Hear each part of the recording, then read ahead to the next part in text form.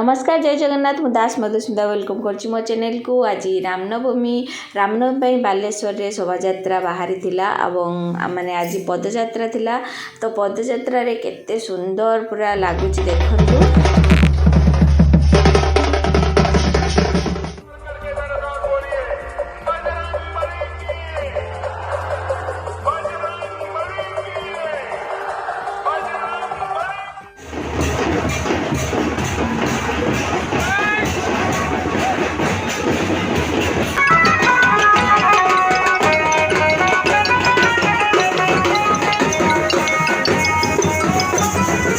जो पदयात्रा बाहर की गला देखिले से आम पात्रपड़ार अर्थात आम गाँव पदयात्रा थिला। तो दिन बेला बाहर जाइए राति मो पुओ को लेकिन आम जाइलु। देखो रास्ता पूरा सुनसान कारण एपटू समस्ते पदयात्रा बाहरी जाइए। रास्ता एते सुंदर सजा जाइए।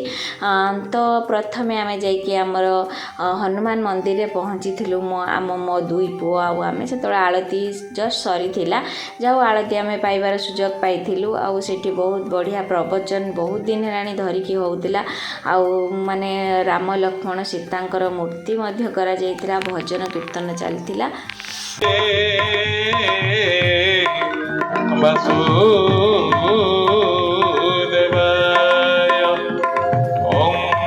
सेठू बाहरी आस सारा आम जाइलु पदयात्रा जो होउतिला। माने आमर ठीक जो आमर स्टेशन छकरू आरंभ होइतिला से सब बाहरी जाइतिले।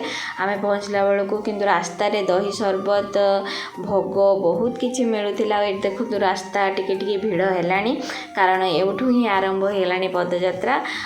पुलिस प्रोटेक्शन बहुत बढ़िया थिला। चलंतु एंजॉय करंतु केते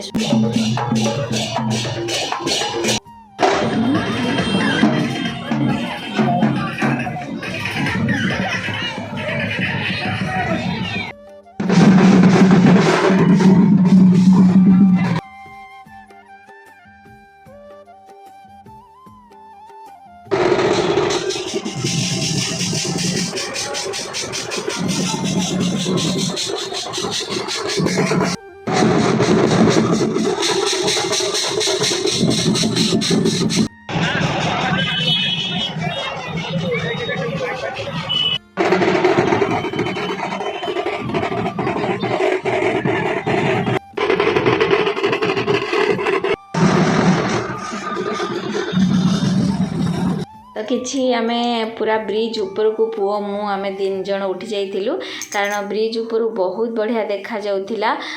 तो ब्रिज ऊपर देखिले बहुत सुंदर तापरे एमिति डेकोरेशन हेतिला। राम लक्ष्मण सीता बहुत मध्य बनै थिले। ये माने बहुत सुंदर हेतिला शोभायात्रा।